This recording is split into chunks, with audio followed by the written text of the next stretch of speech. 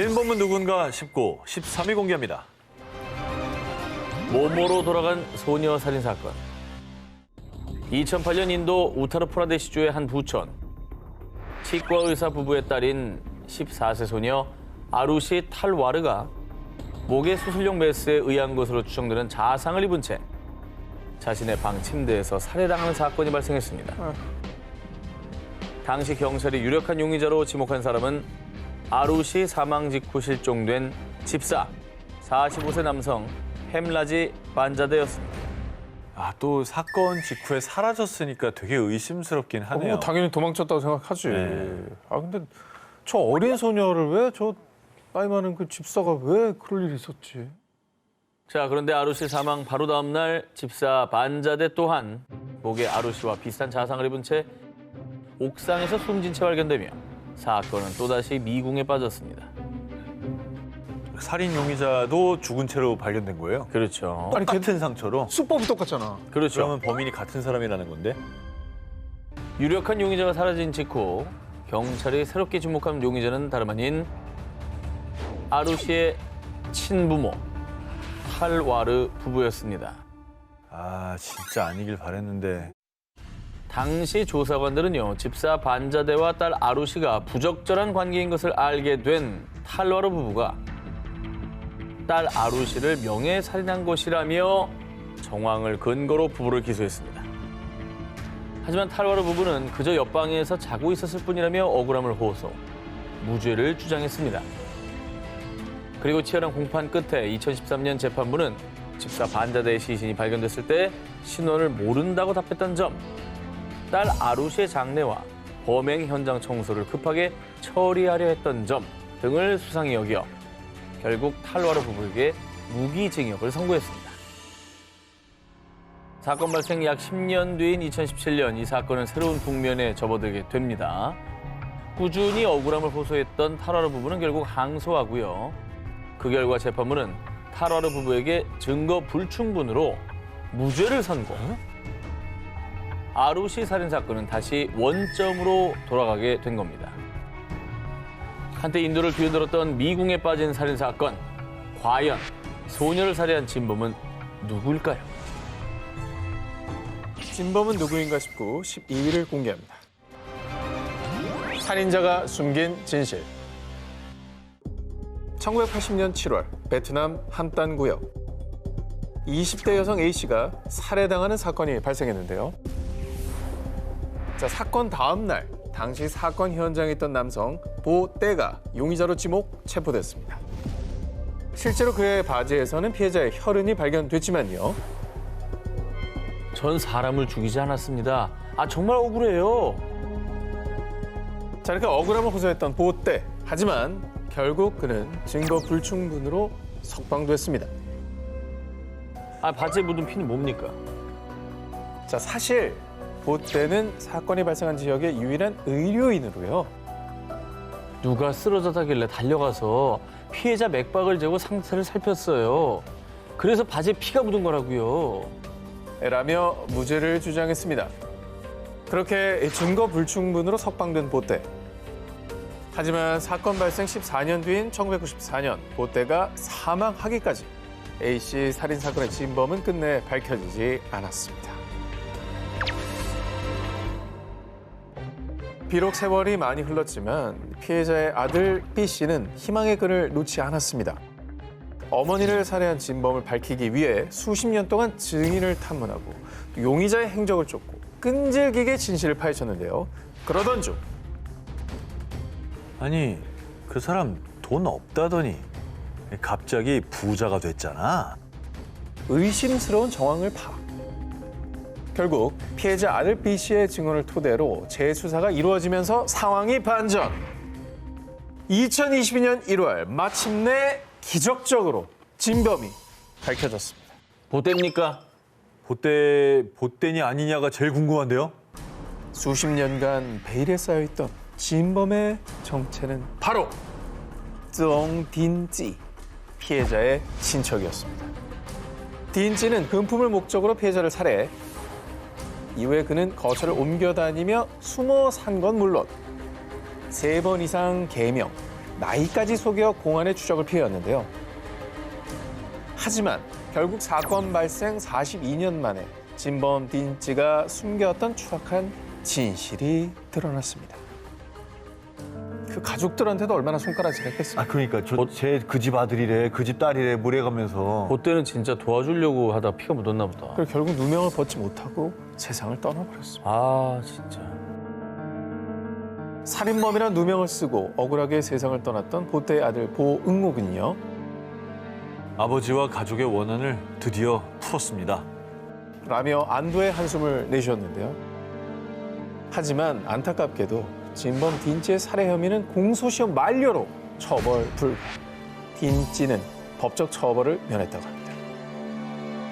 진범은 누구인가 싶고 11위를 공개합니다. 범죄 전문 기자가 암살당한 이유. 2021년 7월 네덜란드 암스테르담 대낮 도심 중심부에서 5발의 총소리가 울려 퍼졌습니다. 이에 64세 한 남성이 총을 맞고 사망. 도심에서 대낮에? 총을 와 이거는 뭐 계획적인 거 아니에요? 이건 조직 범죄 같아요. 총에 맞은 사람은 다름 아닌 저널리즘의 아이콘으로 통하던 네덜란드의 범죄 전문 기자 피터 더 프리스. 그는 범죄에 관련 특종을 발표하며 네덜란드의 범죄 보고를 재정의했다는 평가를 받는 저명한 기자였습니다. 사건 당일 한 TV 토크쇼에 출연한 뒤 스튜디오에서 나오자마자 사고를 당해 네덜란드 국민 전체가 충격과 슬픔에 빠졌습니다. 대낮에 저렇게 충격을 당했다고 하니까 사람들도 엄청 충격 받았겠었네요. 뭔가 원한 매진을 보여주긴 해 진짜. 총격 직후 2명의 용의자가 체포됐고 2022년 7월 총격을 지시한 사람과 또 다른 용의자 2명까지 모두 체포돼 현재 재판을 받고 있습니다. 현지 경찰이 지목한 프리스의 살해 주체는 다름 아닌 범죄 조직의 두목 리두안 타기. 아니 근데 수사를 하면 밝혀질 텐데 저렇게까지 해서 살해를 한 이유가 도대체 뭡니까? 프리스는 죽기 전 타기가 연루된 살인 사건에서 핵심 증인인 전직 갱단원의 법률 고문으로 참여했었습니다. 당시 그 사건을 맡았던 변호사와 그의 가족까지 암살되는 사건이 발생. 실제 타기에게는 암살 리스트가 있었고 그 리스트에 죽은 변호사와 가족 그리고 프리스의 이름도 함께 있었기 때문에 프리스의 죽음 또한 타기와 연관이 있다고 판단했습니다. 아니 그러면 저게 처벌이 안 되나요? 리스트만 나와 있는 거지 뭘 했다는 직접 증거가 없잖아요. 아휴 무섭네 진짜. 문제는요, 프리스 사망 당시 타기는 교도소 수감 중이었고 자신은 살인에 연루된 적이 없다며 범죄를 부인, 무죄를 주장하고 있다는 것입니다. 증거가 굉장히 어려울 것 같긴 하네요. 무서운 거 누가 나서겠어요. 그죠? 네덜란드 범죄 취재의 새 역사를 쓴 프리스의 억울한 죽음. 정의를 추구한 그의 삶이 헛되지 않도록 반드시 진범이 밝혀져 죗값을 치르길 바랍니다. 진범은 누군가 싶고 10위 공개합니다. 모모가 쏘아 올린 진범의 실체. 1982년 호주 뉴사우스웨일즈 33세 여성 리네트 도슨이 실종되는 사건이 발생. 하지만 수십 년 동안 그녀의 행방을 찾지 못했고요. 사건은 미궁에 빠졌는데요. 그런데 사건 발생 약 40년 후 리네트 실종 사건은 살인 사건으로 전환, 새로운 국면을 맞이하게 됐습니다. 두 가지가 예상이 되는 거죠. 진범이 뭐 나왔다거나 아니면 이제 그분의 유해가 발견이 됐다거나. 어허. 리네트 도슨 실종 사건이 살인 사건으로 전환된 이유는 바로 2018년 5월 호주의 한 팟캐스트 방송 때문입니다. 해당 팟캐스트에서 리네트 실종 사건을 소개하면서 그녀가 살해당한 정황들을 포착한 겁니다. 40년 동안 미제였다면서요. 증거가 나왔네요. 아니 근데 경찰도 못한 걸 팟캐스트에서 밝혔다고요? 자, 팟캐스트에서 지목한 범인은 다름 아닌 리네트의 남편 크리스 도슨이었습니다. 사건 발생 당시에도 경찰은 아내가 사라진 뒤에도 6주 동안 실종 신고를 하지 않은 점 등을 미뤄 남편 크리스가 리네트를 살해한 것으로 추정했지만 당시 경찰은 남편 크리스가 아내를 살해했다는 결정적 증거도 찾지 못했고요. 무엇보다 실종된 리네트의 시신이 발견되지 않았기 때문에 결국 크리스를 기소하지 못했는데요. 야 근데 6주 동안이나 뭔가 찾으려고 안 했던 거잖아. 이건 의심 가지. 당시 럭비 선수이자 교사였던 크리스는 당시 제자였던 16살 소녀와 불륜 관계였고 아내 리네트가 사라진 후 단 하루 만에 불륜녀가 그의 집으로 이사. 아이고, 뭐야? 뭐야? 새 가정을 이뤘고요. 그리고 아내를 죽이기 위해 청부 살인을 시도하려고 했다는 정황도 밝혀졌습니다. 많은 일을 했네, 팟캐스트가. 그리고 파장이 커지자 경범죄를 제외한 대부분의 범죄에 공소시효가 없는 호주는 곧장 재수사에 돌입. 뭔가 살해 동기가 될 만한 정황들이 드러났다는 거 아니에요. 경찰이 움직였다는 건. 2022년 8월 재판부는 당시 리네트는 남편을 사랑했고 미래에 대한 계획도 세웠습니다. 그리고 혼자 지낼 만한 재정적 여유가 없었기 때문에 그런 사람이 스스로 떠났을 가능성은 매우 낮습니다. 라며 크리스가 이혼 시 지불해야 할 위자료를 피할 목적으로 리네트를 살해했다고 판단. 아직 리네트의 시신을 찾지 못했지만 정황 증거들로 크리스에게 유죄를 선고. 크리스는 40년 만에 죗값을 치르게 됐습니다. 40년 동안 밝혀지지 않았던 리네트 실종 사건의 진실. 아직 형량은 정해지지 않았지만 죄를 지었다면 저지른 죄에 대해 합당한 처벌을 받고 깊이 반성하길 바랍니다. 진범은 누구인가 싶고 9위를 공개합니다. 그날 밤 모모의 진실은? 2021년 5월 27일 밤 벨리즈. 조용했던 부둣가에 정적을 깨는 한 발의 총성. 해변가에서 발견된 피해자는 현지 경찰 헨리 잼모트. 그리고 용의자는 피투성이가 된 채 현행범으로 체포됐습니다. 그런데 범인의 정체는 놀랍게도 영국 보수 정치인이자 억만장자 마이클 애슈크로프트의 며느리 제스민 하틴이었습니다. 당시 시아버지와 남편이 벨리즈에서 사업 중인 데다 제스민 역시 벨리즈에서 운영 중인 호텔의 이사직을 맡고 있었습니다. 제스민은 자연스럽게 2, 3년 전부터 현지 경찰 헨리와 친분을 쌓았고요. 헨리에게 총기 사용법을 배우며 더욱 친밀하게 지냈습니다.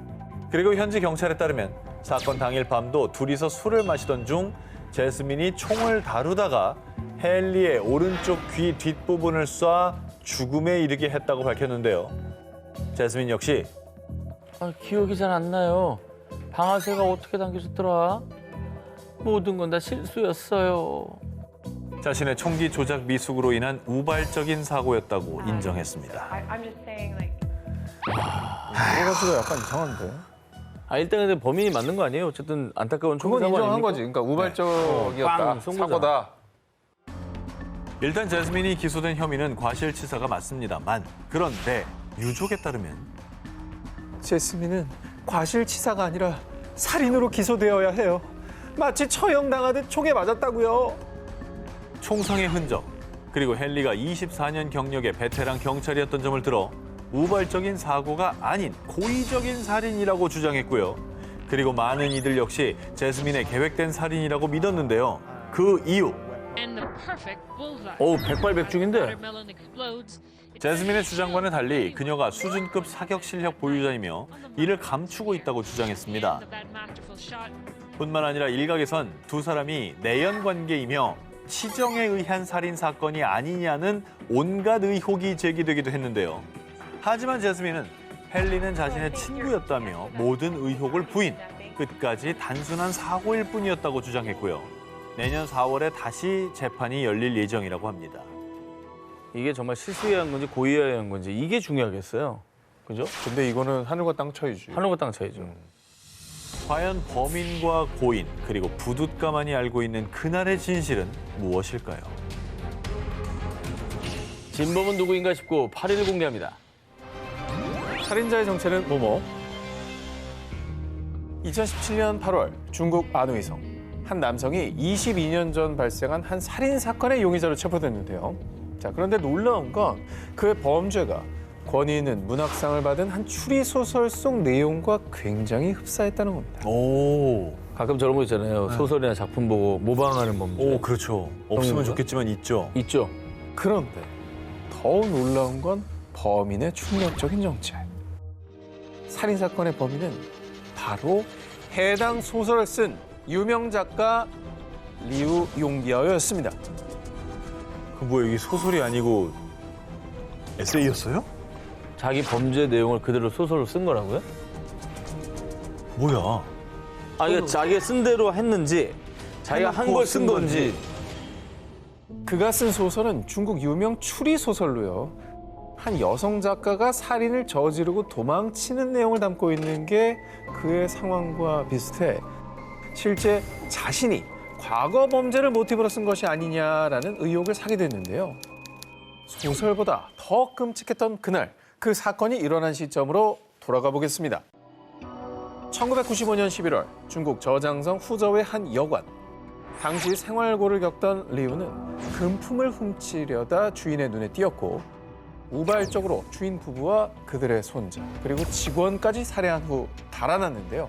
그렇게 살인 후 22년 동안 리우는 작가로 승승장구.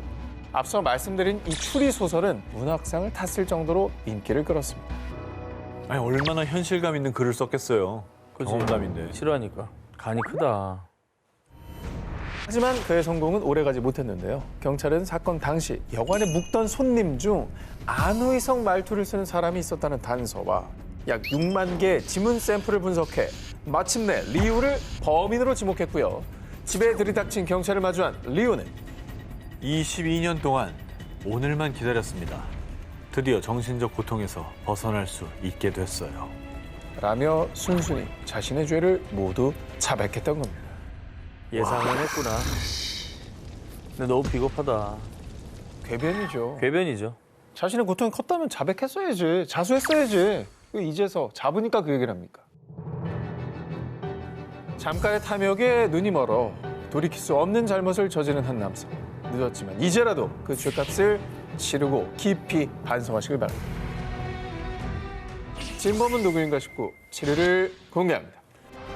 진범은 가까이에 있었다. 1972년 미국 매사추세츠주 햄든 카운티 코네티컷 강. 13살 소년 데니 크로터가 숨진 채 발견됐습니다. 하지만 유력한 증거가 없어 결국 범인을 찾지 못한 채 사건은 50년 가까이 미제로 남아 있었는데요.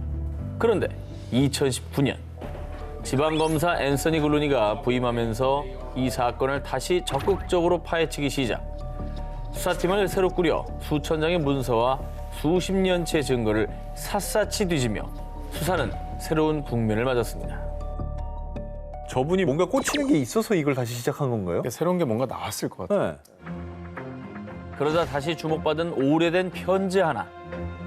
이는 데니가 생전 다니던 성당의 카톨릭 사제 리처드 라빈이 2004년 살인자로부터 받은 편지라며 공개했던 것으로요.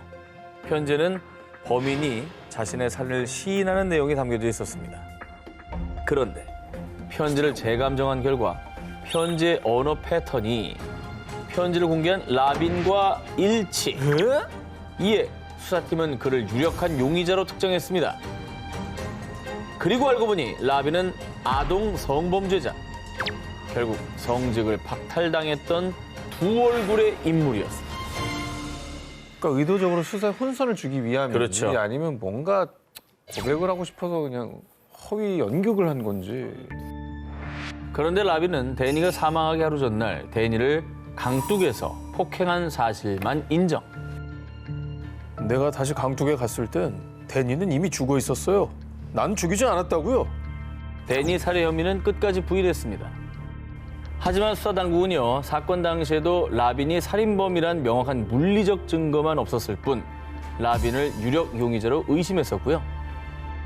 데니가 살아있는 것을 마지막으로 봤던 정황, 살인을 시인하는 편지 등으로 보아 그가 진범임을 확신, 드디어 체포영장을 신청했습니다. 자기 동네 신자를 그 애를 왜 때려? 신부가. 그런데 예상치 못한 일이 벌어졌습니다. 체포영장이 나온 당일 저녁에 지병으로 사망. 그렇게 50년 만에 드러날 뻔했던 진실은 정말 안타깝게도 영영 묻혀버렸습니다. 야 자백이라도 하고 죽지 그랬냐 이 나쁜 놈아. 이건 억울한 거야. 죄값을 치르게 했어야 되는데 하루라도 진짜.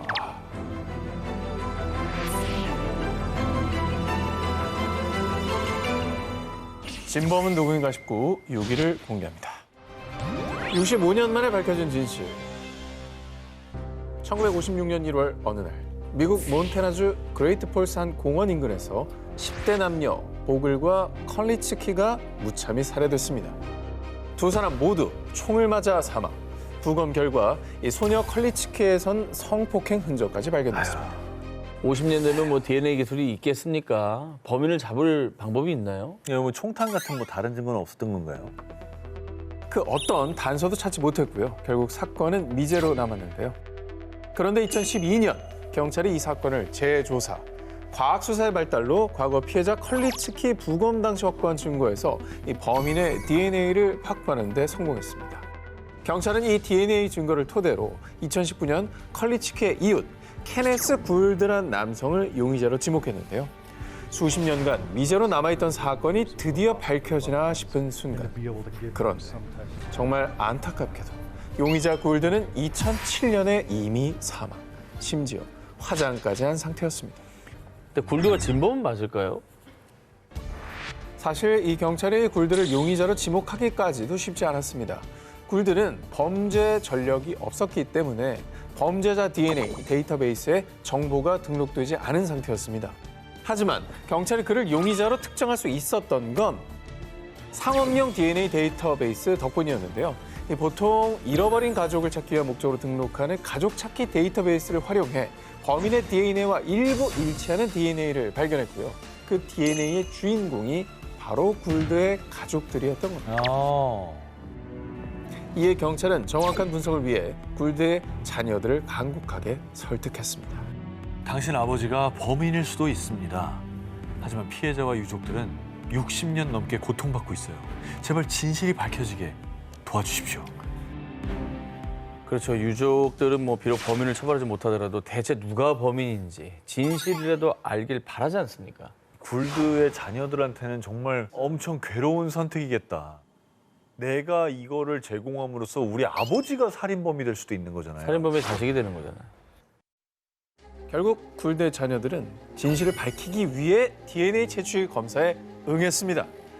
그 결과 사건 발생 65년 만에 사망한 굴드가 진범이라는 사실을 확인했습니다.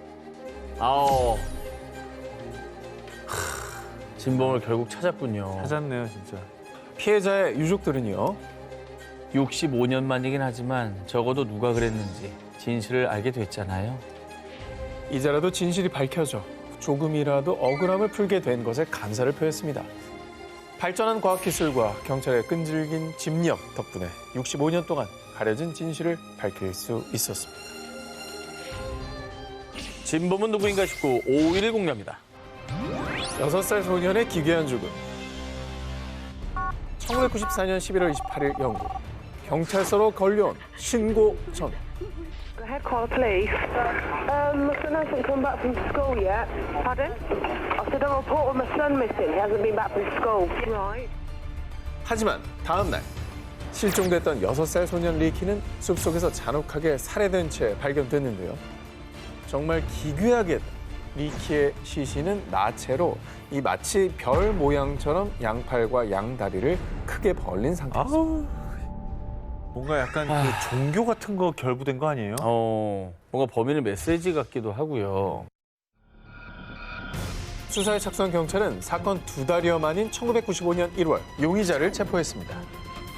그런데 너무나도 충격적인 용의자의 정체. 바로 리키의 엄마. 실종 신고를 했던 루시였습니다. 아니 엄마가 범인이라는 증거가 있는 거죠? 발견된 시신의 모습은 마치 레오나르도 다빈치의 인체 비례도를 연상했는데요. 그런데 엄마 루스의 집에서 이 인체 비례도 그림도 발견이 돼버렸습니다. 자, 이에 경찰은 루스가 집에서 아들 리키를 살해한 후 숲에 유기했다라고 밝혔습니다. 그런데 말입니다. 수사 결과 밝혀진 사실. 평소 루스는 어린 아들인 리키를 학대. 리키는 지역 아동보호 등록부에도 이미 등록된 상태였습니다. 그러면 결국엔 살해한 뒤에 뭐 수사에 혼선을 주려고 이상한 진술했다. 이런 거 아니에요? 2000년 루스에 대한 법원의 최종 판결이 내려졌습니다. 루스의 아동학대 혐의는 유죄. 하지만 살인 혐의는 무죄를 선고받았는데요. 루스가 아들 리키를 살해했다는 결정적인 증거가 없었기 때문입니다. 그렇지. 증거가 없잖아. 리키 살인 사건은 무려 20년 동안 미제 사건으로 남아 있었습니다. 그러던 2015년 리키 살인 사건 재수사가 본격적으로 시작되며 드디어 진범을 체포했습니다. 엄마? 진범의 정체는 사건 당시 13살이었던 이웃 제임스 왓슨이었습니다. 엄마 아니었네. 13살이? 증거 있어요? 재조사 중 피해자 리키의 옷에서 검출된 DNA가 왓슨의 DNA와 일치했던 겁니다. 사실 왓슨은 사건 당시 경찰의 용의 선상에 올랐지만 리키를 만난 적이 없다라고 진술. 그리고 당시 엄마 루스가 유력한 용의자로 지목되면서요. 왓슨은 이 가볍게 용의 선상에서 벗어났는데요. 21년 만에 다시 용의자로 지목된 왓슨은 리키를 만난 적이 있다고 진술을 번복. 말 바뀌었네. 하지만 살해 혐의는 완강히 부인했습니다.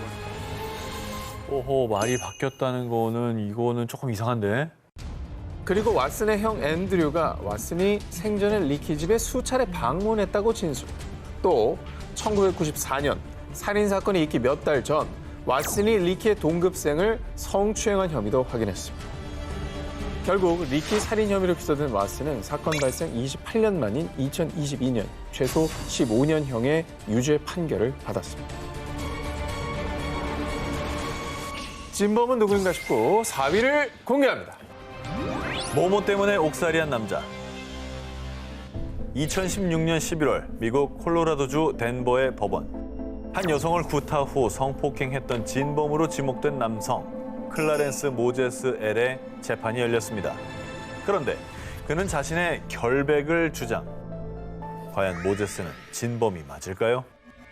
배심원들은 무죄를 판결했습니다. 본 판사 역시 클라렌스 모제스 L에게 무죄를 판결합니다. 뭐야, 진범이 아니었네요. 그런데 사실 이번 재판은 유죄 판결을 뒤집은 재심 재판. 모제스는 무려 30년 가까이 자신이 진범이 아님을 주장해왔습니다. 아이고. 그에게 악몽이 시작된 건 1987년 한 여성이 엘시, 얼, 다널이란 세 사람에게 성폭행을 당했다며 경찰에 신고. 그런데 며칠 뒤 경찰에 체포된 것은 비슷한 이름을 가진 클라렌스 모제스 L이었습니다. 그가 범인으로 지목된 이유는 정말 뜻밖이었습니다. 내가 봤어요. 내 꿈에 나왔다고요. 당황스럽다, 정말. 당황스러워. 정말 황당하다. 아 근데 이거는 경찰이 일단 그 사람 체포한 것도 황당한데 판결이 나왔던 거잖아. 꿈 말고 어떤 진범의 흔적이 있습니까? 그러니까 알리바이라는 것도 있잖아. 어. 당시 경찰은 꿈에서 가해자를 봤다는 증언을 믿었고요. 왜 믿어? 제대로 된 수사 없이 그를 범인으로 특정. 덕분에 모제스는 1988년 성폭행 혐의로 징역 48년을 선고받았습니다. 미쳤나 봐. 심지어 1995년엔 모제스 측이 무죄 입증을 위해 피해자 옷 등 증거물에 있는 DNA 검사를 의뢰했는데요. 그런데 덴버 경찰 측은 약 8년 동안 멀쩡히 잘 보관해오던 증거품을 단 한 달 만에 실수로 분실했다고 주장. 실수? 고의성이 다분한 증거 인멸 정황에 모제스는 좌절해야만 했습니다. 경찰도 이상해요. 이게 왜 그랬지? 수사 종료한 거를 다시 끄집어내기 싫어서 그런지 모르겠는데 끄집어내는 순간 자기들의 과오를 인정해야 인정하는 거니까. 근데 저 사람의 인생이 뭐가 됩니까? 한 사람의 인생을 다 망쳐놓고 그러고 말이 살고 돼? 싶나? 2013년 모제스에게 도착한 편지 한 통. 당신에게 무슨 말을 해야 할지 잘 모르겠네요. 그들이 나를 만나게 하세요. 때가 됐어요. 편지를 보낸 이는 과거 모제스의 이웃이자 성폭행 혐의로 수감 중인 엘시 잭슨. 아이고. 피해자가 처음에 언급했던 세 남성 엘시, 얼, 다널 이들 중에 한 명과 일치했는데요.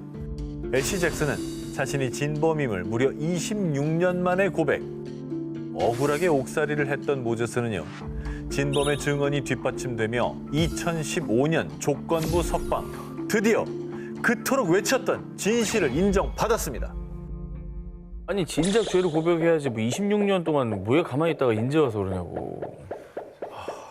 와 저건 진짜 너무한다. 30년 가까이 진범이 아님을 밝히려 외로운 싸움을 한 모제스. 그는 수차례 플리바겐을 제안받기도 했습니다. 하지만 그는 그때마다 이렇게 답했습니다.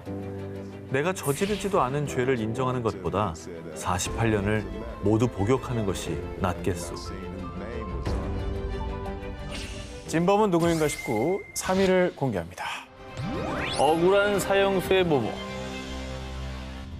1961년 영국 버킹엄셔 A6 도로 복면을 쓴 강도가 한 차량을 습격 36살 남성 그렉스텐을 살해하고 22살 여성 스토리를 강간한 뒤 도주하는 사건이 발생했습니다. 그리고 사건 발생 2달여 만에 용의자 헨리티가 체포됐는데요. 범행에 사용된 총기와 빈 탄창이 한 호텔에서 발견됐는데 절도 전과가 있는 헨리티가 그 호텔에 가명으로 투숙한 게 확인된 겁니다. 그리고 피해자 스토리의 속옷에서 O형 혈액형이 검출됐는데요. 헨리티의 혈액형도 O형. 알리바이를 입증하지 못한 헨리티는 결국 법정에 서야 했습니다. 그러니까 이제 이런 정황들이 또 나왔고 뭐 가명으로 호텔에 투숙한 것도 의심스럽고 뭔가 나오긴 했는데 혈액형은 확률상 4분의 1입니다. 부족하거든요. 당시 헨리티의 변호인은요. 헨리티는 강도, 살인, 폭행 전과도 없고 무엇보다 범행 동기가 없습니다. 또 범행 도구에서 헨리티의 지문이 발견되지도 않았다며 헨리티의 무죄를 주장했습니다. 하지만 피해자 스토리는요. 런던 특유의 말투와 차가운 목소리, 저 파란 눈동자까지 기억나요. 저 사람이 범인이 확실하다고요. 스토리의 확신에 찬 증언으로 인해 헨리티는 결국 사형 선고를 받았습니다. 사형? 이거는 피해자가 그냥 저 사람이라고 했잖아. 특정을 했죠. 그러면 지목이 된 거고 영향을 안 끼칠 수 있나요? 사형 선고 직후 헨리티의 무죄를 주장하며 재수사를 요구하는 일명 A6 변호위원회가 꾸려졌는데요. 수많은 정치인과 법인권운동가, 저널리스트는 물론이고 존 레논 부부도 헨리티 가족을 만나 격려. 형 집행 정지 탄원에는 무려 9만여 명이 서명했습니다. 당시 수많은 영국인이 헨리티는 무죄라고 믿었는데요. 하지만 내가 원하는 건 단 하나입니다. 제 누명을 벗겨주세요. 헨리티의 말은 유언이 됐습니다. 아이고. 끝내 사형은 집행됐죠. 아니 죽기 직전에까지 저런 말을 했다는 게 나는 굉장히 불안하네요. 이게 뭐 나중에 뭔가 밝혀지더라도 이거는 이제 돌이킬 수 없는 일이 돼버린 거죠. 결국 사건 발생 36년 만인 1997년 재심이 결정됐습니다. 그 사이에 과학기술이 발전하며 DNA 대조가 가능해졌고요. 1999년 경찰이 피해자 스토리의 속옷에서 DNA를 추출하는 데 성공. DNA 대조 결과, 그 결과는 말이죠. DNA 일치였습니다. 뭐야? 헨리티가 맞았습니다. 이 진범이 맞았던 거예요, 그러면? 네. 뭐가 억울한 거야, 그러면? 결국 40여 년간 논란이었던 A6 도로 살인 사건의 진범은 헨리티라는 것이 확인됐습니다. 진짜. 충격의 말을 못 잇고 있군요. 이거는 그냥 너무 충격이다, 수많은 대중을 기만한 죄까지 추가해야 되겠네. 이거. 목격자한테 얼마나 또 비난했겠어. 네가 눈만 보고 알아? 대중들이 그 피해자를 오히려 2차 가해했을 거라고. 수많은 영국인을 농락한 살인자 헨리티. 40여 년 만에 진실이 밝혀진 뒤 피해자 스토리는 이런 말을 남겼습니다. 헨리티가 살아들어 범인이라고 털어놔도 사람들은 믿지 않을 거예요. 사람들은 보고 싶은 대로 보고 믿고 싶은 대로 믿으니까요. 진범은 누구인가 싶고 2위를 공개합니다. 백작 가문 살인 사건의 범인을 찾아라. 1974년 11월 7일 이 사건은 영국을 발칵 뒤집은 백작 가문의 유모 살인 사건. 그런데 호주에서 백작 가문 살인 사건 범인을 잡았습니다. 그 범인 해변가에서 히피 행사를 했어요. 사건 발생 후 약 40년 동안 호주, 아일랜드, 네덜란드, 모잠비크 등에서 범인을 봤다는 목격담이 무려 70건 이상 끊임없이 이어졌습니다. 꽤나 유명한 사람이었나 봐요, 범인이. 40년 동안이나 증언이 나왔습니다. 그러니까. 한때 영화 007 시리즈 제임스 본드 역할로 물망에 오르며 화제를 모았던 주인공이자 다름 아닌 백작 가문의 주인 7대 루칸 백작, 리처드 존 빙엄입니다. 그는 명문가의 백작이었지만 실상은 도박 중독에 빚까지 있던 상황. 사건 당시 아내 베로니카와 갈등 끝에 이혼한 뒤 양육권마저 빼앗겼는데요. 아내 베로니카의 증언에 따르면 사건 당일 밤 술에 취한 루칸 백작이 흉기를 들고 찾아왔고요. 어두운 지하실에서 유모를 아내로 착각해 살인. 뒤늦게 현장을 목격한 아내마저 공격했지만 그녀는 겨우 탈출해 목숨을 건졌다고 합니다. 어우. 이후 루칸 백작은 이스트 서섹스 뉴헤이븐에 위치한 지인의 집을 방문. 아내가 살인 총법자를 고용했어. 아마 거짓말을 해댈 거야. 라는 말을 남긴 뒤 다음날 지인의 집을 떠났습니다. 그리고 지인의 집 인근에서 루칸 백작의 차를 발견. 차에선 범행에 사용된 흉기와 혈흔이 발견됐지만 이것이 경찰 조사로 밝혀진 공식적인 마지막 행적이었습니다. 야, 이게 차에서 흉기가 나왔으니까 아내가 말한 증언이 사실일 가능성이 되게 높은 거잖아요. 그래서인지 이듬해 영국 경찰은 루칸 백작을 범인으로 발표. 하지만 경찰의 수사에도 루칸 백작을 찾을 수 없었는데요. 그러자 경찰 내부에선 이 귀족 카르텔이 루칸 백작을 돕고 있다라는 주장도 제기. 그럴 수 있겠네요. 뿐만 아니라 2007년 뉴질랜드 언론들은 영국 출신 노숙자 로저 우드게이트, 루칸 백작이라고 보도. 그가 루칸 백작이 사라진 1974년에 뉴질랜드에 도착했으며 상류층 언어를 구사했다는 점을 든 건데요. 이외에도 수많은 목격설이 등장했지만 정작 아내 베로니카는 루칸 백작의 생존설을 부인. 백작은 외국어를 할 줄 모르고 뼛속까지 영국 귀족이라는 이유. 그리고 보트에 대한 지식이 뛰어난 점, 또 수사에 대한 압박 등으로 강에 뛰어들어 프로펠러를 통해 목숨을 끊었을 거라고 주장했고요. 대부분의 귀족 지인들도 이에 동의했습니다. 아니 뭐 살아있든 간에 목숨을 끊었든 간에 죄를 지었으면 벌을 받아야죠. 한때 루칸 백작이 맡을 뻔한 제임스 본드는 극중에 이렇게 말했어요. 죽은 자는 복수엔 관심 없죠. 다만 이 범인의 결말을 밝혀줘야 하지 않을까요? 1975년 12월 5일 저녁, 미국 펜실베니아주 여성 린디수 비클러가 자택에서 성폭행당한 뒤 살해되는 사건이 발생했습니다. 당시 사건 현장에서 살해 도구인 흉기가 발견됐지만 손잡이가 수건으로 감싸져 있던 탓에 범인의 지문 채취도 할 수 없었는데요. 당시 경찰은 면식범의 소행으로 판단하고 대대적인 수사에 나섰습니다. 무려 300명이 넘는 사람이 조사를 받고 이 중 수십 명이 용의선상에 올랐지만 모두 무혐의. 범인에 대한 결정적 증거는 찾지 못했는데요. 그렇게 미궁에 빠진 진범의 정체, 사건 발생 9년째 수사에 진척이 없자 경찰은 심령술사까지 동원, 진범을 찾고자 했지만 소용없었습니다. 아이고 얼마나 간절하면 심령술사를 경찰이 동원합니까? 범인이 되게 철두철미했나 봐요. 그죠. 뭐 나오는 게 없잖아요. 지문도 없고.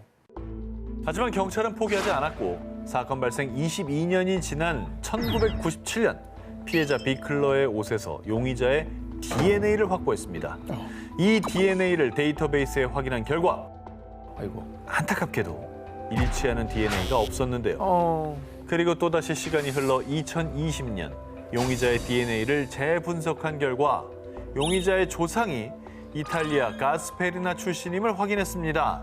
이에 경찰은 사건 현장 인근에 거주하던 이탈리아계 주민들을 대상으로 다시 재조사에 들어갔고요. 그렇게 수사망을 좁혀간 결과 비클러와 같은 아파트 건물에 거주했던 가스페리나 출신 남성 데이비드 시노폴리가 용의선상에 올랐습니다.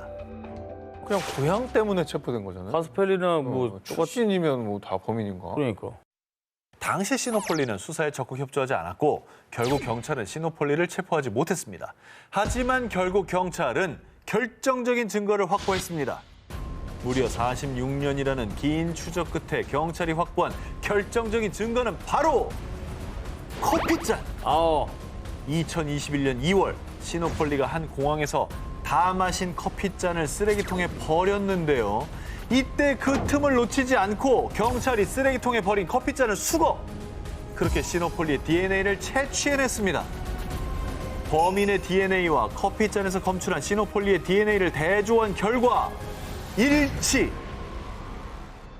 끈질긴 46년의 진범 추격 끝에 시노폴리가 범인이라는 증거를 끝끝내 찾아내고야 만 겁니다. 대단하다. 체포된 시노폴리를 살인 혐의로 기소했는데요. 해당 수사를 끈질기게 추적한 수사 당국은 유족인 비클러의 남편에게 진범 체포 사실과 함께 이런 이야기를 전했습니다. 피해자를 위해 끝없이 정의를 추구했습니다. 법 집행 당국은 비클러를 잊은 적이 없습니다. 2021년 8월 일본 교토의 한 마을에 화재가 발생. 가옥과 창고 등 건물 7채가 소실되는 사건이 발생했습니다. 불행 중 다행으로 인명피해는 없었지만요. 순식간에 삶의 터전을 잃은 주민들, 물질적 피해뿐 아니라 정신적 피해까지 입은 주민들은 한동안 힘든 나날을 보내야 했는데요. 우리도 얼마 전에 저기 산불이 있었잖아요. 아주 크게. 화재가 발생하면 피해가 막심하다 보니 집을 잃은 사람들의 그 황망함은 어떻게 말할 길이 없을 거예요. 아니 근데 불이 왜 났습니까? 어떤 뭐 사고가 있었던 건가요? 정말 충격적이게도 마을에 발생한 화재는 사고가 아닌 방화였습니다. 사건 발생 4달 만에 방화범 아리모토 쇼고가 체포됐습니다.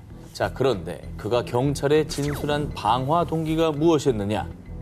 아 그냥 뭐 한국인이 싫어서 불 질렀어요. 다른 이유가 필요해요? 한국인이 싫어서 그 사람이 사는 집에 불을 지른 거예요. 혐한 범죄죠. 혐한 범죄. 정말 가당치도 않네요 진짜. 자, 그렇습니다. 쇼고가 방화를 저지른 마을 교토의 우토로 지구는요.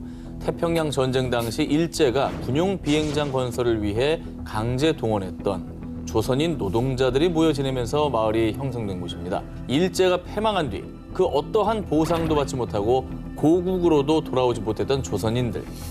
그리고 이젠 그 후손들이 살고 있는 통안의 눈물이 깃든 곳이 이곳입니다. 그런데 방화범 쇼군은 단지 한국인이 싫다는 이유로 그들의 소중한 삶의 터전을 앗아간 것이죠. 뿐만 아니라 이 방화로 인해 우토로 평화기념관의 전시 예정이었던 제1조선인 역사 자료 50여 점도 소실되고 말았습니다. 뭐 예전에 뭐 여러 다큐멘터리 프로그램도 있었지만 우트라 마을을 기억하자 이런 캠페인 같은 게 있었잖아요. 불낸 집에 사람이 있었으면 이거는 살인미수인 거잖아요. 그렇죠. 그나마 사람은 안 다쳐서 다행이라고 해야 되는 거 이걸 다행이라고 해야 되는 건지도 모르겠네 정말. 너무 황당하네요 진짜. 자, 그런데 말이죠. 더욱 충격적인 건 이 쇼고의 혐한 범죄가 처음이 아니라는 사실입니다. 당시 한 달 전에 발생한 제1본 대한민국 민단 아이치본부 건물 방화 사건, 나고야 한국학교 방화 사건. 이 사건들 역시 체포 전 쇼고가 저지른 방화였습니다. 결국 쇼고는 재산 손괴 등의 혐의로 법의 심판을 받게 됐습니다. 혐오 범죄의 일종이잖아요. 어떤 카테고리에 들어가 있는 사람 전체를 그냥 무조건 미워하는. 그렇죠. 그래서 그 사람들을 그냥 무조건 뭐 테러를 하는 이런 거는 정말 없어져야 됩니다. 범죄와의 전쟁 최악의 범죄자 편 19, 16위 공개합니다.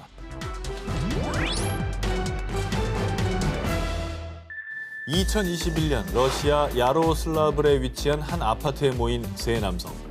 여러분 보고 있죠? 후원금 쏴주면 더 재밌는 거 보여드립니다. 많이 주면 다음엔 냉장고를 박살내볼게요. 이들은 문짝과 냉장고를 부수는 등 집안을 난장판으로 만드는 모습을 너튜브와 텔레그비에 생중계했고요. 후원금을 유도하며 과격한 범행을 이어갔습니다. 더 기가 막힌 건 이들이 난장판으로 만든 집은 자신들의 집도 아닌 타인의 집. 그것도 가해자 중 한 명인 바딤과 교제 중인 나탈리아의 집이었습니다. 가택 침입의 기물 파손 아닙니까? 그렇죠.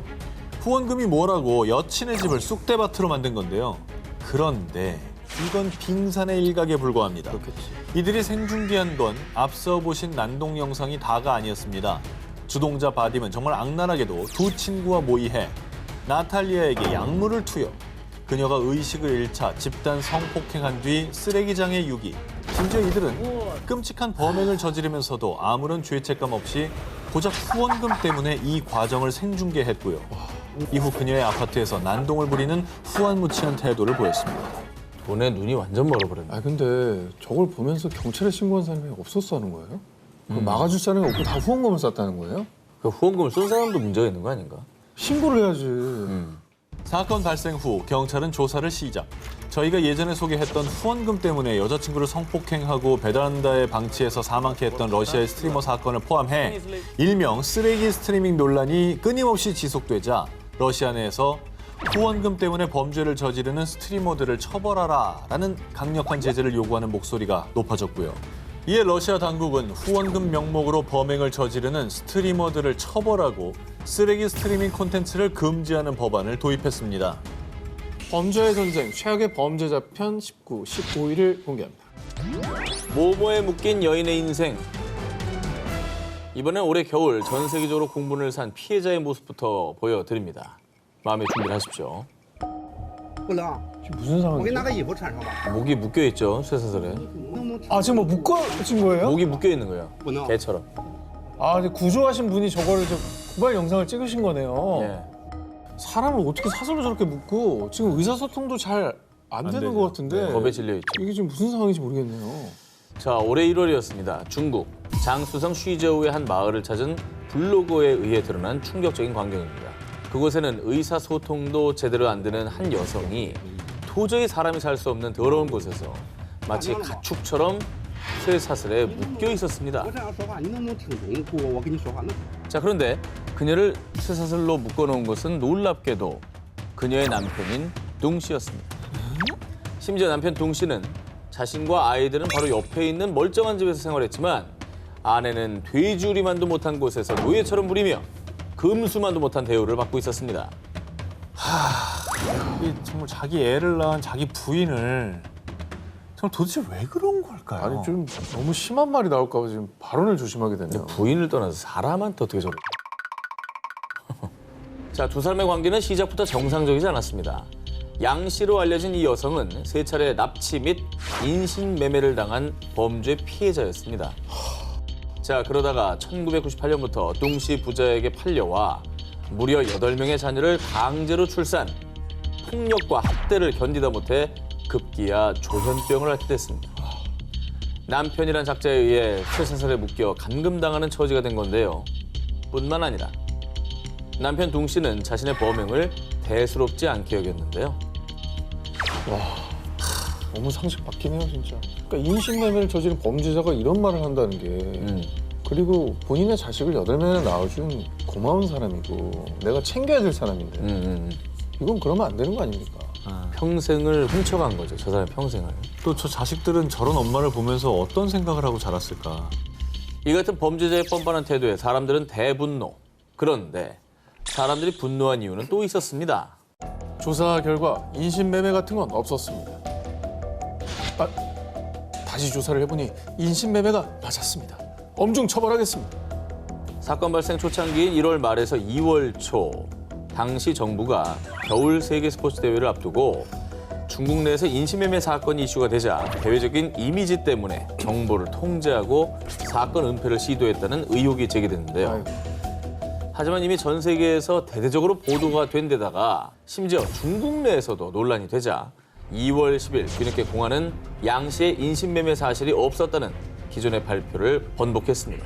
그리고 양 씨의 인생을 짓밟은 브로커들과 남편 둥 씨를 인신매매 및 불법 구금 혐의로 체포, 학대를 방치한 공무원 10여 명을 징계했고요. 아이고.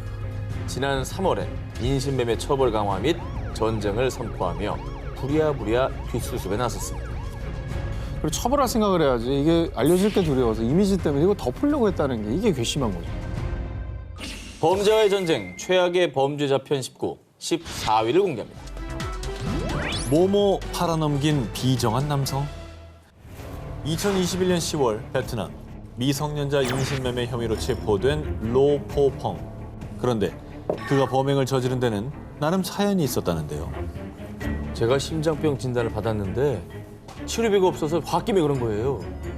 2018년 9월 심장병 진단을 받은 펑은 넉넉지 못한 형편에 치료비를 구할 길이 없자 어린 소녀를 중국으로 인신매매, 그 대가로 심장병 치료비를 마련한 건데요. 저걸 누가 이해를 하고 아 그럴 수도 있겠구나라고 동정을 하겠어요. 아니 아이들 잃어버린 부모의 인생은 그 삶은 어떻게 하는 겁니까? 지살자고 말이죠. 그런데 말입니다. 정말 경악스러운 사실은 설마. 펑이 중국에 팔아넘긴 미성년자의 정체. 바로 하지 마. 에이. 펑의 13살 된 친딸 로티 메이였다는 겁니다. 와, 자기 심장병 고치려고. 지가 살겠다고? 이게 다가 아니에요. 다가 아니라고요? 네. 이게 끝이 아니라고? 왜 1위가 아니에요, 이게? 그리고 그의 범행에 가담한 공범이 있었는데요. 바로 펑의 조카이자 메이의 사촌 언니. 범행 전 펑은 조카에게 연락해서요. 내가 돈을 조금 나눠줄 테니까 메일을 팔아넘길 수 있는 곳이 있는지 좀 알아봐줘. 어? 그러자 돈에 눈이 멀었던 펑의 조카는 인신매매에 가담. 그렇게 어린 사촌 동생인 메이를 속여 중국으로 데려갔고요. 인신매매단에게 1억 2천만 동, 한화 약 624만 원을 받고 메이를 팔아넘겼습니다. 600만 원 돈에 그 돈을 나눠 갖겠다고 가담했다는 거예요. 이걸로 끝난 거지, 이제 가족 간의 관계는. 불행 중 다행으로요. 이들의 천인공노할 범죄의 행각은 2021년 9월 펑의 딸 메이가 중국에서 구조되면서 발각됐습니다. 베트남으로 돌아온 메이는 자신을 중국으로 데려갔던 사촌 언니를 범인으로 지목, 경찰에 신고했습니다. 그리고 경찰 조사 결과 메이의 아빠 펑이 인신매매를 주도한 정황이 드러났고요. 그제야 딸 메이는 자신을 중국에 팔아넘긴 주범이 자신이 그토록 사랑했던 아빠였다는 끔찍한 사실을 알게 됐습니다. 현재 펑은 미성년자 인신매매 혐의로 기소돼 재판을 기다리고 있습니다. 이기적인 욕심으로 딸에게 씻을 수 없는 상처를 남긴 아빠. 딸은 결코 부모의 소유물이 아닌 하나의 인격이라는 사실을 제발 깨닫길 바랍니다. 범죄와의 전쟁 최악의 범죄자 편 19, 13위 공개합니다. 살인 미수범, 알고 보니 한때 모모? 2018년 8월 일본 사이타마 현에서 주차 시비로 이웃 간의 다툼이 벌어졌습니다. 그런데 흥분한 한 남성이 이웃 주민의 목을 흉기로 찌르는 사건이 발생. 그 남성은 살인 미수 혐의로 즉각 체포됐습니다. 야, 정말 주차 문제로 싸우다가 저렇게까지 갑니까? 주차 시비, 층간소음 시비 장난 아니에요. 그렇다고 할지라도 사람 목을 그냥 찔러버리네. 그러니까. 그런데 말입니다. 더 끔찍한 건 이 살인 미수범 미나토 신지의 충격적인 과거입니다. 당시 45세였던 그는 30년 전 열도를 충격에 몰아넣었던 일명 여고생 콘크리트 살인 사건의 주범 중 한 명이었습니다. 야, 이건 또 뭐예요? 끔찍해. 살인 사건의 주범이면 이 사람이 형을 살고 나와서 저 일을 한 거예요? 그렇죠. 일본도 뭐 그런 거 있잖아요. 축법소년 같은 거. 그렇죠. 그런 비슷한 법 있잖아요. 일본도? 맞습니다. 소년범. 여고생 콘크리트 살인 사건은 1988년 4명의 10대 소년이 17살 소년을 납치, 무려 40일 넘게 폭행, 성고문을 한 뒤에 피해자가 사망하자 소년들이 시신을 드럼통에 넣어서 콘크리트로 묻어버리고요. 유기한 사건입니다. 너무나도 잔혹한 범행 수법에 사람들은 범인들의 사형을 주장, 일본 열도가 들끓었는데요. 하지만 당시 미나토 신지는 15살. 그 시절 소년법 적용을 받는 나이였기 때문에요. 법원은 미나토 신지에게 징역 5년 이상, 9년 이하의 부정기형을 선고. 그러자 사람들은 그렇게 끔찍한 죄를 저질렀는데 어리다는 이유로 솜방망이 처벌한다는 건 안 된다! 라며 거센 비판을 쏟아낸 바 있습니다. 이게 어디까지 봐줘야 되느냐. 그러니까 아직 어리니까 아직 판단의 기준이 정확하지 않고 그렇기 때문에 조금 교화의 가능성을 믿고 덜 법을 이제 적용하는 거잖아요. 근데 그래서 그걸- 이제 촉법소년이라는 제도를 만든 건데. 근데 문제는 이걸 알고 이용하고 악용하는 사람이 있다는 거죠. 그렇죠. 자, 그리고 더욱 경악스러운 거는요. 미나토 신지와 함께 소년법 적용을 받았던 콘크리트 살인 사건의 공범 4명 중 3명이요.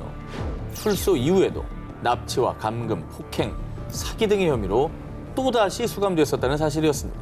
아, 이게 처음에 처벌이 제대로 됐다면 생기지 않았을 피해자가 더 생겼다는 거잖아요. 그렇죠. 그 적용을 받아서 교화된 친구들도 있단 말이에요. 있겠죠. 이게 이제 당연히죠. 예, 공존하고 있기 때문에 어려운 문제죠. 철없던 시절에 나를 반성하고 좋은 삶을 살게끔 하기 위해 저런 제도를 만든 거니까. 그렇죠. 근데 저렇게 버젓이 피해자가 있는데 이게 절대적으로 옳다라고 하기도 뭐해요. 왜냐하면 그 가족들도 있고 피해자도 있으니까. 그렇죠.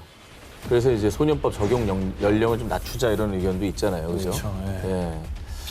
예. 중요한 거는 죄를 지은 아이들이 진심으로 반성하고 새 삶을 살 수 있게 교화할 수 있는 제도를 정말 잘 마련하고 그 사람에게 맞는 교화형을 주고 교육을 시켜주는 게 진짜 중요할 것 같습니다. 일본 소년 범죄 역사상 최악의 범죄를 저지르고도 또다시 흉기를 든 미나토 신지 사건에서 알 수 있듯이요. 촉법 소년 문제는 우리 사회가 심각하게 고민하고 함께 해결책을 찾아야 할 것입니다. 범죄와의 전쟁 최악의 범죄자 편 19, 11위를 공개합니다. 아버지가 흘린 모모 눈물.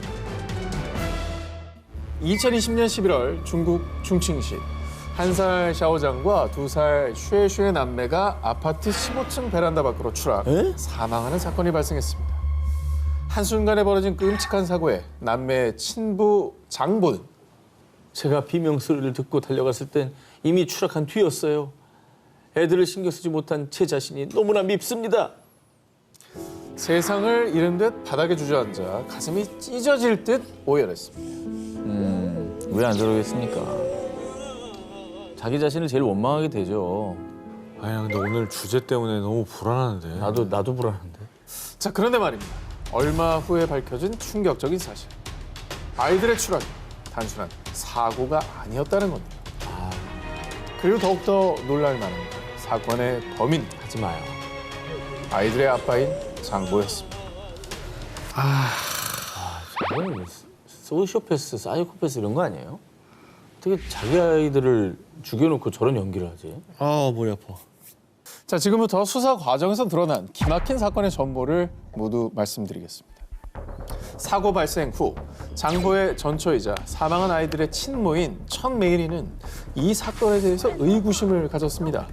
겨우 1살과 2살밖에 안 된 아이들이 직접 무거운 유리문을 열고 베란다로 나가 높은 철제 난간을 스스로 넘지는 못했을 거라고 생각한 겁니다. 그렇죠. 게다가 전 남편인 장보에게 사건 당일의 경위를 묻자 내가 잠이 들어서 애들을 못 봤어. 그때 식사 중이라 애들이 베란다 간지 몰랐지. 자, 이렇게 계속 말이 바뀌는 장보의 모습을 수상하게 여겼고요.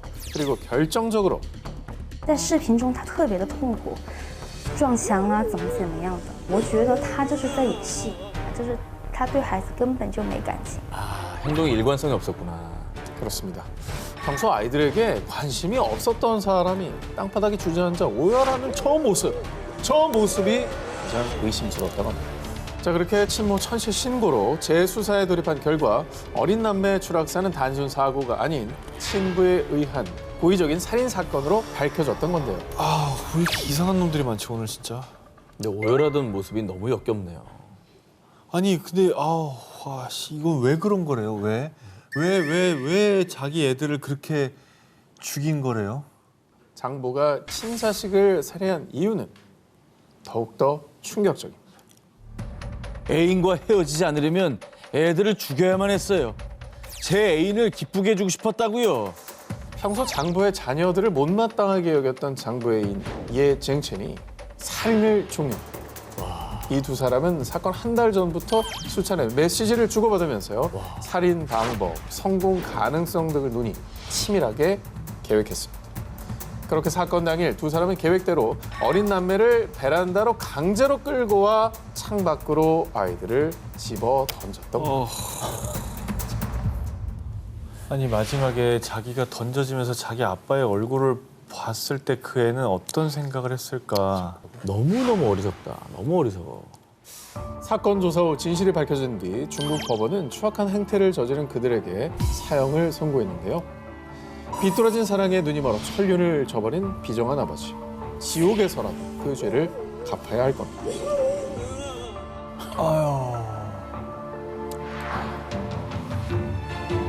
정말 끔찍하죠. 걔네들한테 너무 미안하다. 진짜 미안한 거죠. 범죄와의 전쟁 최악의 범죄자 편 19, 10위 공개합니다. 탐욕 때문에 모모와 계약한 살인자. 2020년 6월 영국 런던 킹스버리의 한 공원. 사이좋은 자매인 언니 비바 헨리와 동생 니콜 스몰만이 괴한에 의해 살해되는 사건이 발생했습니다. 끔찍하게도 자매는 수십 차례나 흉기에 난자당해 시신의 상태는 너무도 참혹했습니다. 이게 범행 수법이 너무 잔혹한데 원한에 의한 살인이었던 겁니까? 수사 결과 체포된 범인은 다니엘 후세인. 그는 피해자들과는 일면식도 없는 사이였습니다. 자, 그럼에도 불구하고 그가 이 자매를 살해한 충격적인 이유는 복권 당첨 때문이었다고요. 뭔 소리야?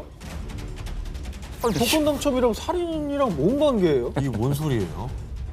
잔혹한 살인마 후세인의 머릿속에는요 온통 부와 권력에 대한 욕망뿐이었습니다.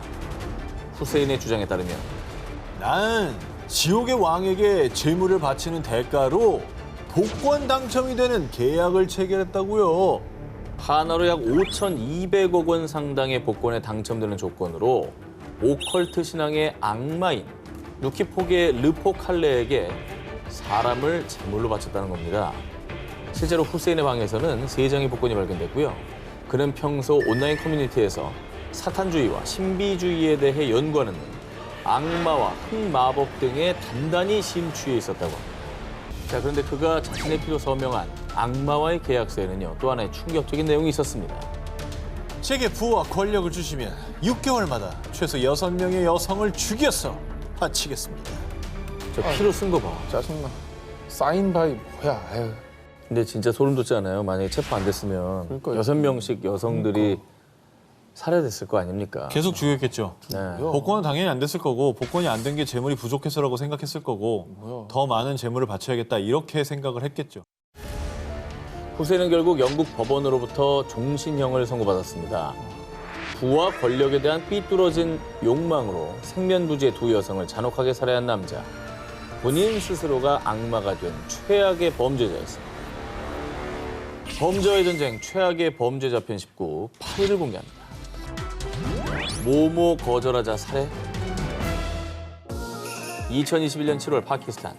전직 외교관의 딸로 부유한 집안에서 자란 27세 여성 누르 무카담. 그녀는 오래된 친구이자 역시 부유한 가문에서 자란 30세 남성 자히르 자페르를 만나러 나간 뒤 다음 날이 되도록 연락이 되지 않았습니다. 자페르, 우리 무카담이랑 아직 같이 있니? 널 만나러 나간 후 연락이 안 돼. 아니요? 전 모르겠는데요. 그런데 얼마 뒤 싸늘한 시신으로 발견된 무카담. 그리고 정말 놀라운 건 그녀의 시신이 발견된 곳이 자페르의 집이었다는 점입니다. 근데 모른다고 해? 아이고. 아니, 왜 살인을 저지른 겁니까? 그가 그녀를 살해한 이유는 더 기가 막힙니다. 사건이 발생하기 얼마 전 자페르는 무카담에게 청혼을 했습니다. 하지만 그를 친구로만 생각했던 무카담은 그의 청혼을 거절. 그러자 자페르는 앙심을 품고 무카담을 자신의 집으로 유인해서 감금한 뒤 폭행, 잔인하게 살해했던 것이죠. 이 친구가 나를 사랑하는 게 아니라 소유하려고 한다는 걸 알았으니까 거절한 그래, 거예요. 거절을 잘했는데 잘한 거지. 문제는 정말 더 나쁜 놈이었던 거잖아요. 진짜. 자, 그리고 더욱 안타까운 건요. 무카담은 살해당하기 직전 자페르의 집에서 탈출을 시도했는데 그런데 자페르 집에 근무하던 정원사와 경비원이 이를 방해, 도망치던 그녀를 다시 자페르에게 데려간 겁니다. 저건 뭐예요? 탈출을 시도한 무카담에게 더욱 분노한 자페르는 무카담을 잔인하게 참수. 단지 청혼을 거절했다는 이유로 자페르는 무카담을 무참히 살해한 것이죠. 저 정원사하고 경비원은 뭐는 아무리 자기 월급 주는 사람이라도 그렇지. 저게 말이 됩니까 저게? 한 사람의 생명에 걸린 걸? 그냥 공범이죠, 공범. 자, 그런데 경찰에 체포된 사람들은 주범 자페르뿐만 아니라 무카담의 도주를 막았던 정원사와 경비원. 거기에 자페르의 부모까지 포함되어 있었다는 사실입니다. 부모는 왜? 왜? 아들을 범죄자 만드는데 동조를 했다고? 자, 자페르의 부모는 자신의 아들이 무카담을 잔인하게 살해한 사실을 알고도 사건을 은폐, 증거 조작 혐의까지 받았습니다. 그마저도 보석금을 내밀며 석방을 요구, 책임을 회피하는 듯한 모습을 보였습니다. 또 돈으로 해결하려고 했어요. 자기 아이들을 그렇게 키웠으니까 저 아이가 저 짓을 하는 거예요. 자, 게다가 자페르 측의 변호사는 처벌의 수위를 낮추기 위해서 자페르에게 정신적 문제가 있다고 지속적으로 주장합니다. 파키스탄 시민들은 자페르 집안 배경 때문에 공정한 처벌이 이루어지지 않을까 봐 우려해서 수많은 사람들이 거리로 나와 시위까지 벌였습니다. 결국 자페르는 사형을 선고받았습니다. 무카담의 탈출을 막은 정원사와 경비원은 각각 징역 10년형을 선고받았습니다. 돈과 권력이 있으면 뭐합니까? 인간이 먼저 돼야죠. 그 부모의 그 자식이라는 생각밖에 안 드네요. 그러네요. 범죄의 전쟁 최악의 범죄자 편 19, 6위를 공개하겠습니다. 모모의 잇따른 죽음. 2017년 7월 미국 웨스트버지니아주 한 보훈병원에 입원해 있던 로버트가 갑작스런 저혈당으로 사망. 그는 위독한 중환자는 아니었지만 고령이었기에 당시 유족들은 별다른 의구심을 갖지 않았습니다. 그런데 이후 이 병원에서 불과 1년 사이에 환자 7명이 갑자기 사망. 이들 역시 생명이 위독한 중환자가 아니었는데요. 사망자들의 공통점은 1년 전 사망한 로버트와 같은 사인, 그리고 미국의 참전 용사라는 사실이었습니다. 참전 용사면 이제 고령이긴 할 거예요. 근데 생명이 위독한 중환자도 아니었고요. 게다가 7명이 같은 병원에서 같은 사인으로 사망했다는 게 너무나 이상합니다. 참전 용사 환자들의 연이은 죽음에 의문을 품은 병원이 감사를 요청. 조사 결과 참전 용사들은 타살당했다는 사실이 밝혀졌습니다. 그런데 충격적이게도 범인은 다름 아닌 누구예요? 환자들을 돌보던 간호조무사 레타 메이스였습니다. 아유, 진짜 왜 그러냐? 아 근데 생명을 살려야 될 분이. 야간 교대 근무를 하던 그녀는 고령의 참전 용사들에게 그 어떤 처방전도 없이 치사량의 인슐린을 투여. 아유, 무려 7명의 참전 용사를 강제로 안락사시켰던 겁니다. 그러니까 살해당한 피해자들은 모두 제대로 치료받았으면 더 오래 살 수 있었던 겁니다. 이 살인범 메이스의 주장에 따르면요. 나는 고통을 겪는 환자들이 품위 있게 생을 마감할 수 있도록 도와준 것뿐이라고요. 그걸 왜 네가 판단하냐? 그렇지. 그게 핵심이죠. 원한 죽음이 아니잖아요, 이게. 살인이잖아요. 살인이죠. 심지어 메이스는 사전에 범행을 철저히 계획, 인터넷에 여성 연쇄 살인범을 검색하는가 하면 간호조무사라는 직업과 지식을 이용해 사람을 살해한 사람들의 이야기를 다룬 영상을 찾아보기도 했는데요. 더욱 충격적인 건 참전 용사를 살해한 메이스가 전직 군인 출신이었다는 사실. 범행이 발각되자 메이스는 비겁하게도요. 제가 예전에 군복무를 오래 해서 우울증이 심해요. 좀 봐주세요. 군 복무로 각종 정신질환을 겪었다며 정상 참작을 요구. 하지만 사건을 재판한 판사는 당신은 누구도 예상하지 못한 최악의 괴물입니다. 라며 단호히 판결. 희생자 수와 같은 7회 연속 종신형을 선고했습니다. 죗값을 마땅히 잘 치르시길 바랍니다. 범죄와의 전쟁 최악의 범죄자 편 19 4위 공개합니다. 소름 돋는 모모의 미소. 자, 이번 특종 영상 먼저 보여드립니다. 不明の規制男は警察の調べに対뭐야? してまともに 자, 答えていない 어떻습니까? 이게 뭐야? 무슨 뭐 포토월이야? 왜 저렇게 좋아해?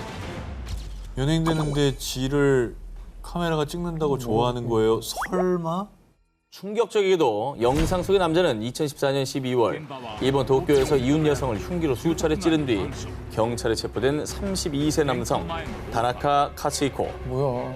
そして 그는 평소 원한 관계도 없던 옆집 여성을 찾아가 흉기로 11차례나 공격. 残されていた 다행히 생명에 지장이 없었던 피해자가 곧바로 신고해서 현행범으로 체포됐습니다. 영상에서 보셨듯이 체포되는 과정에서도 취재진을 향해 미소를 지으며 V 포즈를 취하는 등 뻔뻔하고 기이한 행동을 보이며 모두를 분노케 했죠. 아니 어떻게 범죄를 저지르고 저런 표정을 지을 수가 있죠? 아니 만에 하나 진짜 그분 잘못돼가지고 돌아가셨으면 저런 표정이 나오는 진짜 이해가 안 되네 진짜. 범행 자체도 충격적이었지만 체포된 후 조사를 받는 그의 태도는 더욱 놀라웠습니다. 범행 당시 약물 중독 상태였던 그는 수사관에게 내가 찔렀어 라며 자랑처럼 소리를 지르거나 구속 후 변호사를 만나기 위해 접견실에 갈 때는 춤까지 추면서 등장. 시종일관 하이텐션을 유지했습니다. 정신병인 거라고 생각하는데 그렇다고 해서 감형을 하는 건 말도 안 된다고 그래. 생각해요. 아 그것도 말이 안 돼. 또 할 걸? 죄책감은커녕 오히려 수사 과정 자체를 즐기는 듯 보였던 다나카. 심지어 그는 정신감정 당시 의사에게 정신 이상이라고 써. 당신의 조서에 모든 게 달려 있어. 라며 심신미약을 악용하려는 듯한 모습을 보였습니다. 그리고 뻔뻔하게도 끝까지 무죄를 주장했지만 이는 받아들여지지 않았고요. 네. 다나카는 징역 2년 6개월을 선고받았습니다. 말이 안 되지. 11번이나 찍은 건 살인 미수인데. 정말 이 무죄 주장도 황당하지만 2년 6개월이 금방 지나가요. 너무 짧은 거예요. 2년 6개월이. 범죄의 전쟁, 최악의 범죄자 편 19, 3위를 공개하겠습니다. 범죄자로 추락한 모모. 2021년 5월 1일, 푸에르토리코. 산호세 인근의 호수에서 한 임산부가 살해된 채 발견됐는데요. 그리고 얼마 뒤 범인이 FBI에 자수. 그런데 범인의 정체가 공개되자 사람들은 큰 충격에 할 말을 잃고 말았습니다. 이봐요. 왜 당신 같은 사람이 이런 짓을 벌인 겁니까? 사람들을 놀라게 한 범인은 살해된 임산부 케이실라 로드리게스의 연인이죠. 뱃속아이의 아버지였습니다. 아이고, 연인을 살해한 것도 기가 막힌데 심지어 자기 아이를 임신 중이었는데 살해를 했다. 그렇습니다. 그거 지금 유명한 사람이네. 그러니까 당신 같은 사람이라 그러지. 범인은요. 2012년 런던 세계 스포츠 대회 푸에르토리코 국가대표로 출전했던 국민 영웅이죠. 프로 전적 29전 27승을 기록하며 국민들에게 박수를 받던 유명 프로 복서 펠릭스 베르데오였습니다. 왜 그런 거야? 왜? 뭐 때문에? 뭐라고 들어도 이해는 안 가겠지만 드러나 봅시다. 사실 펠릭스는 가정이 있는 유부남. 사망한 케이실라와는 이 부적절한 내연 관계였습니다. 뭘 잘한 게 있다고? 그런 뭐? 내 애를 가졌다고? 설마 낳으려고? 내 커리어하고 가정을 망칠 셈이야? 케이실라가 자신의 아이를 임신하자 내연 관계가 들통날 것을 우려 자신의 명성에 금이 갈까 두려웠던 그는 급기야 공범과 함께 케이실라를 살해하기로 결심했는데요. 펠릭스는 그녀를 차에 태워 폭행한 뒤 미리 준비한 약물을 투여하고서 철사로 팔과 다리를 결박, 자신의 아이를 임신한 케이실라를 차디찬 강물에 빠뜨려 살해했고요. 심지어 정말 잔인하게도 총으로 확인 사살을 하는 악랄함까지 보였습니다. 자신의 죄를 더 큰 악행으로 감추려한 펠릭스. 하지만 그의 추악한 범죄는 케이실라 가족의 실종 신고와 경찰의 조사로 덜미가 잡혔는데요. CCTV, 전화 위치 추적, 목격자 진술 등 수사망이 좁혀오자 그는 결국 자수를 했습니다. 잡힐 것 같으니까 자수한 거네요. 진짜 돌머리다. 와, 자기 명성에 금이 갈까 봐 살인을 한다고? 아니 저 사람의 경기를 보면서 한 대라도 더 때려라, 한 대라도 덜 맞아라 그 응원했던 사람들은 그럼. 그게 뭐냐고요 도대체. 그 마음은 뭐냐고. 펠릭스와 공범은 납치 및 살인, 태아 살인 혐의로 기소됐는데요. 자, 그런데 더욱 분노할 일은 펠릭스는 자수를 했음에도 불구하고 경찰 조사와 재판 과정에선 뻔뻔하게도 입장을 바꿔 변호사를 통해 무죄를 주장. 그 재판은 현재까지도 진행 중에 있고요. 많은 이들이 잔혹한 그 범죄에 대한 응당한 처벌을 바라고 있습니다. 범죄와의 전쟁 최악의 범죄자 편 19 2위를 공개합니다. 모모가 눈물을 보인 이유. 2021년 9월 중국 장시성. 무려 20여 년을 기다린 끝에 열린 재판에서 한 여성이 눈물을 보였는데요. 아휴, 보기만 해도 가슴이 아프네요. 무슨 사연이 있었길래 저렇게 서럽게 울까요? 재판이 열리기까지 무슨 사연이 있었는지 1996년으로 거슬러 올라갑니다. 당시 초등학교 교사이자 한 아이의 엄마였던 라오룽즈. 그녀는 교도소에서 출소한 파즈인과 불륜 관계로 발전했는데요. 라오룽즈는 교직도 가정도 버리고 파즈인과 동거를 시작. 그때부터 그녀의 인생은 잔혹한 범죄자의 길로 들어서게 됩니다. 이번에도 돈 많은 놈으로 잘 물어와야 돼. 역시 우린 환상의 커플이라고. 라오룽즈는 매춘부로 위장해 범행 대상을 물색. 그녀가 피해자를 유인하면 파즈잉이 살해와 돈을 빼앗는 식으로 범행을 이어왔는데요. 두 사람은 악랄하게도 고작 돈 때문에 피해자의 집까지 찾아가 가족까지 살해, 심지어 3살짜리 아이까지 살해하는 끔찍한 만행을 저질렀습니다. 뭐야? 이 과정에서 라오룽즈는 지문이 남을 것을 우려해 방화를 제안하는 교활함까지 보였고요. 이 두 살인마는 1999년 파즈잉이 체포될 때까지 약 3년 동안 7명을 연쇄 살인했는데요. 아니 뭐 때문에 갑자기 저렇게 괴물이 된 거예요? 선생님이었다 하지 않았어요? 선생님이었잖아. 앞서 재판정에서 오열한 인물은 잔혹한 살인마 라울룽즈였습니다. 아까 운 건 뭐야? 왜 울어? 연기한 거지. 파즈잉이 체포되자 라울룽즈는 가명을 쓰고 신분을 숨겨가며 무려 20년 넘게 도피 생활을 했는데요. 신분 세탁하려고. 이게 됐구나. 하지만 2019년 빅데이터를 기반으로 한 안면인식 기술에 의해 체포. 그리고 살인 혐의로 기소된 그녀는 자신의 잔혹한 범죄에 대해 파즈잉이 협박해서 어쩔 수 없었어요. 나도 죽일 생각은 없었다고요. 하지만 1심에서 사형을 선고받자 범행에 적극 가담한 자기 죄는 생각지도 않았고 죄를 뉘우치기는커녕 자기가 마치 피해자가 된 것 마냥 억울하다고 저렇게 오해를 한 겁니다. 아 진짜 너무 사람이 싫어진다. 그냥 반성은 전혀 없고. 반성은 없어. 억울한 것뿐이야 지금. 아니 그러면 범행을 저지르려고 할 때 협박한다면 그럼 경찰에 신고해서 그걸 막든지. 당연하지. 올해 1월 미국 뉴욕 소아과에서 근무하던 간호사 줄리 디부오노와 머리사 우라로가 긴급 체포됐습니다. 이들이 체포된 혐의는 서류 불법 위조, 그리고 불법 위조한 것의 정체는 백신 증명서였습니다. 엥? 이게 사회의 어떤 안전망을 파괴하는 그런 행위인 거죠. 다 전염시키는 거지 뭐. 자기 몇 푼 벌자고 전 사회에 지금 코로나 확진자 수를 늘리는 데 공을 세운 거 아닙니까 지금. 특히 2021년 12월경 미국에서는 코로나19 변이 바이러스가 급격히 확산. 지난 1월에는 일일 확진자 수가 약 80만 명, 그리고 일일 사망자 수는 2,000명에 육박했고요. 코로나19 입원 환자도 최고치를 기록하며 의료 체계에 비상이 걸렸는데요. 이에 당시 뉴욕에서는 음식점, 체육관, 극장, 카페 등 실내 다중 이용 시설을 이용하려면 코로나19 백신 접종 증명서를 반드시 제시해야만 했습니다. 그런데 이런 상황에서 범인들은 간호사라는 직업을 악용해서요. 2021년 11월부터 성인에게 약 25만 원, 어린이에게는 약 10만 원씩 받고 가짜 백신 증명서를 발급했습니다. 아니 같은 그 병상에서 열심히 일하시는 그 간호사분들 보면서 뭐 느껴지는 게 없나요? 그러니까요. 돈 몇 푼 때문에 뭐 어쨌든 백신 접종 여부는 개인의 선택이긴 하지만 불법으로 백신을 접종한 척 위장하는 백신 패스를 발급하는 건 이건 아닌 거죠. 아니죠. 경찰이 간호사 한 명의 집을 압수수색한 결과 무려 현금 약 10억 7천만 원과 수익 내역이 적힌 장부가 발견됐는데요. 어마어마하게 했다. 조사 결과 두 간호사가 가짜 백신 증명서 발급으로 챙긴 부당 수익은 한화로 무려 18억 원에 달했습니다. 그러니까 어림잡아 7천 명의 미접종자에게 가짜 백신 증명서를 내준 셈입니다. 미접종자 7,000명한테 저거를 나눠줬으면 그중에 또 감염을 시키는 사람들도 있을 거 아니에요. 당연히 있죠. 없겠어요. 얼마나 많겠냐고. 반만 쳐도 3,500명인데. 가짜 백신 증명서 연루자들은 최대 15년 징역에 처할 수 있는데요.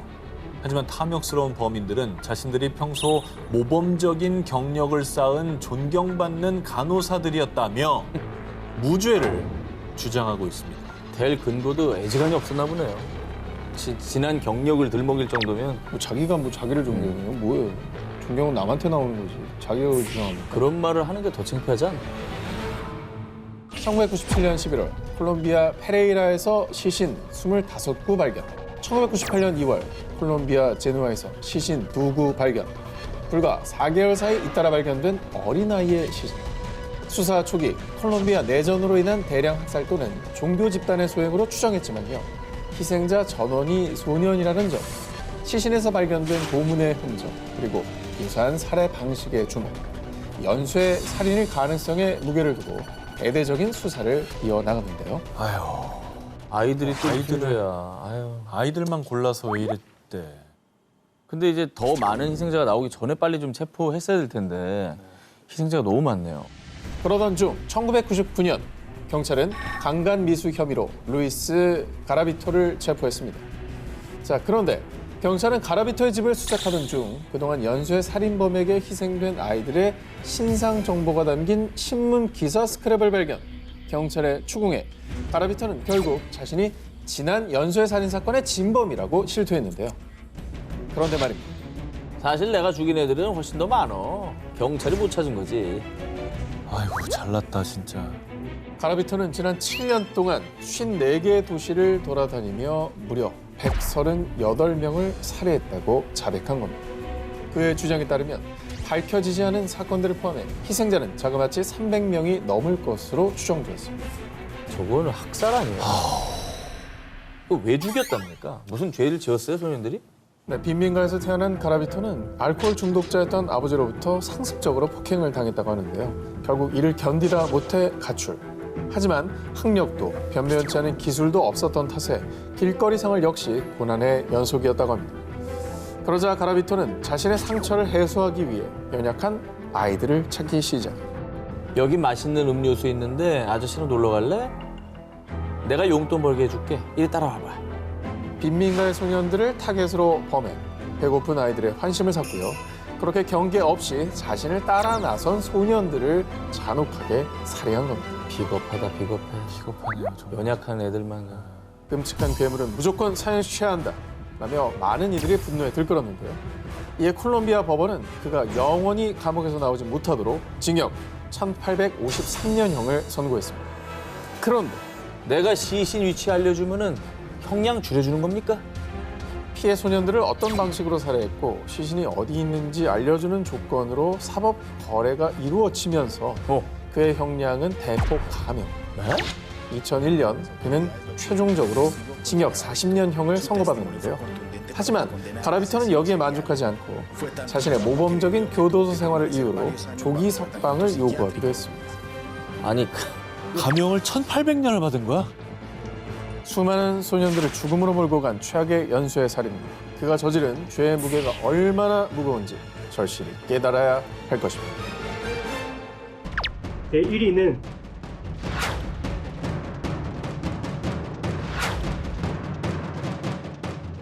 콜롬비아 세계 최악의 살인마입니다.